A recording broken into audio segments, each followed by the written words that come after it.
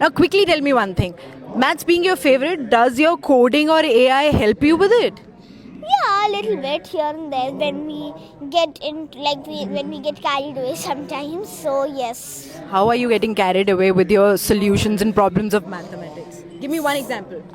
So many times when like she asked, my teacher asked a question to the class. Then somehow in that question the answer has something to do with some number of this vision. Like for example, she asked a math question and the answer was 47. So I told that I really like the number 47 because the vision of the Viksit Bharat is by 2047. So it's sort of somehow it links there.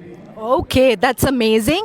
And one last request. For young people like you, what do you think should be their vision for Rising Bharat?